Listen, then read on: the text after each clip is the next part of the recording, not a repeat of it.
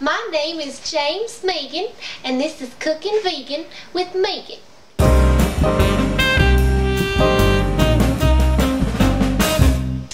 Today, we'll be making BFF cookies. Before we get started, it's got to get hot in here. So we're going to preheat our oven to 600 degrees and make sure that your water is ready to boil. It takes forever to get heated up. Sort of reminds me of my ex-husband. My oven won't even go up to 600 degrees. Things don't always turn out the way you want them to. If your oven won't go up to 600, just turn it up as high as you can and we'll hope everything goes well. Now, we also need to get some water in a pan for our spaghetti later on. Turn that on high, and we'll come back to that later. As you can see here, this is a recipe that I got off the internet because my mother never gave me any recipes. She wasn't the cooking type. Now we're going to add our flour because flour is the glue that holds everything together. I always wish there had been more flour in my marriage. Then you add your sugar to give it the sweetness that my mother never seemed to have. Make sure you got 3½ cups of sugar because it can never be too sweet in my opinion. And we've got our butter because you can never have too much butter. Oh, butter. I just go crazy for a chunk of butter. I add ½ teaspoon of salt. Just a dash. Don't want it to get too salty. And now we add our baking powder. And you have to make sure to use the right amount of baking powder. Otherwise, you're just going to end up a doughy, useless waste of a life. Anyway, let's see here. 2½ teaspoons of baking powder.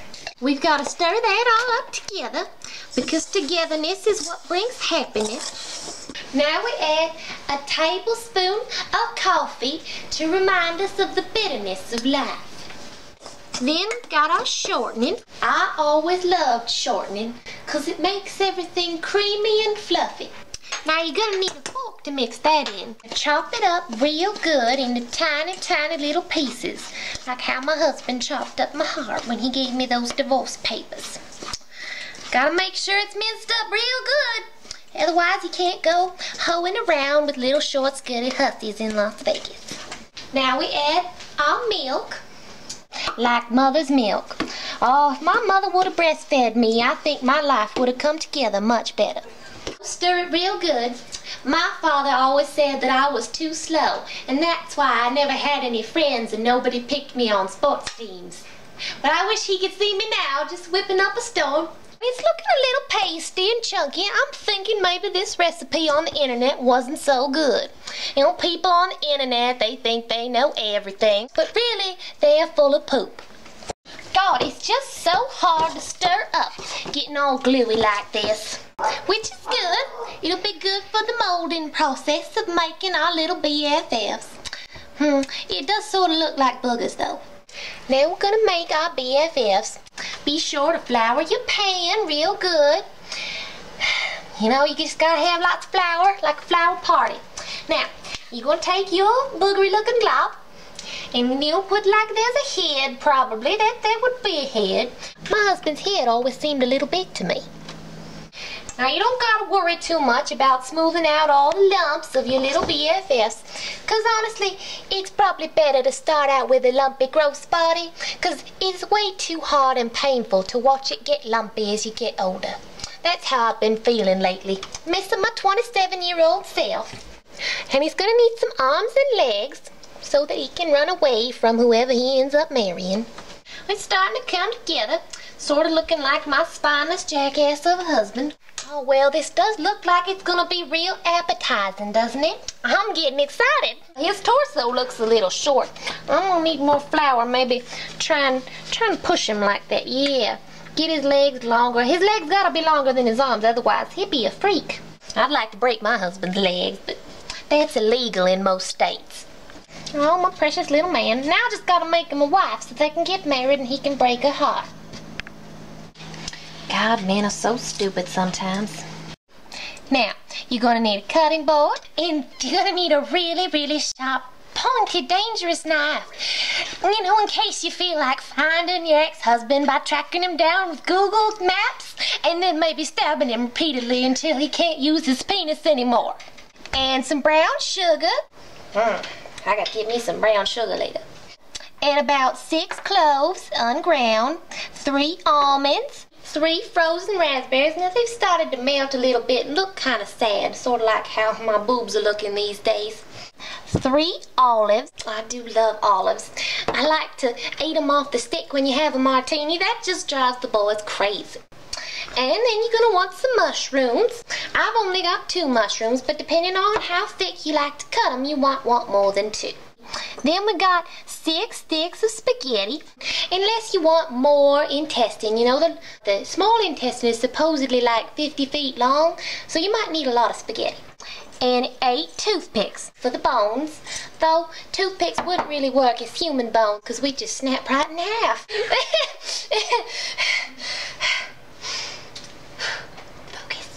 Focus. But people need me. Got an audience, you know. It's just so hard these days. Now, just in the nick of time, our water is boiling, and we can go ahead and put our spaghetti in the boiling water. Careful not to burn yourself. Put that back in there and let it boil for just a minute. Just love the way knives move through a skin-like material. It helps me fantasize, you know, get rid of some anger management issues I have with my husband and my mother and all my friends and my dad and my uncle, all my cousins. We take our knife and we split the man's head open. Not that you would know, look, there's nothing in his head. That's just like with most men. All the brains are down there. Now we take our raspberry. Isn't that just so cute? It's got the little lumps on it, just like the human brain. And you put it in there real good. And we move his head back together, almost like stitching him up, you know. And we put him back together. Now he's got a brain. He doesn't have to just think with his hoo-hoo anymore. Now, we put in an olive for the heart to represent the sourness of the heart of all the friends who left me behind when I got divorced. And we take our little mushrooms. Doesn't that almost just look like a lung? It's just perfect. And we just peel that apart and stick that lung in there. Yeah, push it in there real good. Make sure to cut them open really good. Get those lungs stuffed up in there. And then you gotta seal him back up. Oh, it looks like he's losing his neck. People get fat when they get old. This is like the small intestine, you know. You just curl it all up in there like that's jumbled small intestine in our body. Now you can poop. Ha! If you couldn't poop, you'd explode. And let's see. She needs a heart so it can get broken. And then she also needs some lungs so she can hyperventilate after somebody breaks her heart. That happens a lot. Oh, she also needs her small intestines all in there. And a little bit of brown sugar for the goo. The goo of the internal organs. And we just gotta get that. Oh, looks like she's gotten fat with old age. We're gonna need another spoonful of material.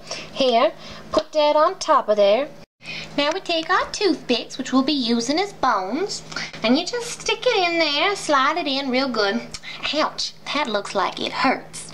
But you know, you got to have bones.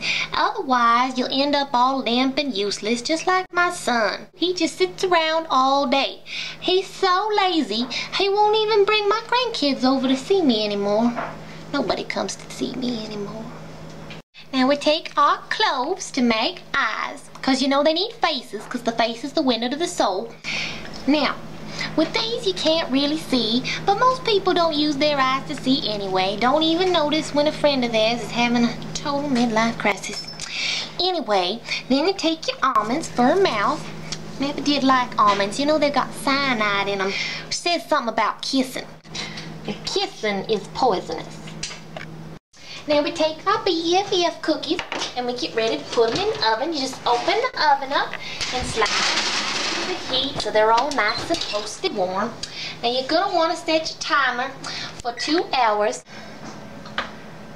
This timer's just like my husband too. It takes forever to count anything, unless it's money.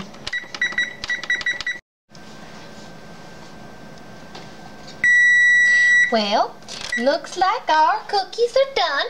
Now let's just open up the oven and peek in there and take a look at them. Oh wow, look at that. They've gotten all puffed up. Sort of reminds you of those fast food eating types, doesn't it? Aren't they beautiful? Now we gotta get them off of here. They're real stuck on, so use a spatula. Just lift that man up and put him right there on the plate. Now you can eat. Time to enjoy these cookies. Such a waste of time making cookies. Just like my life.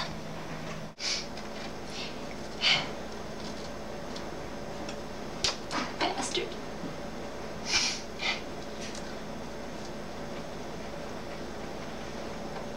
Empty taste.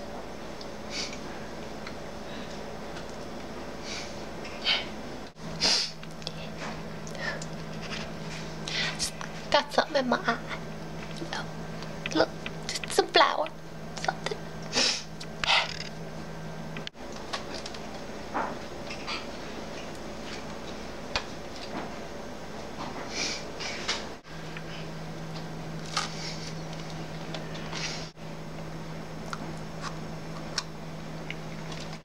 Well, that was interesting.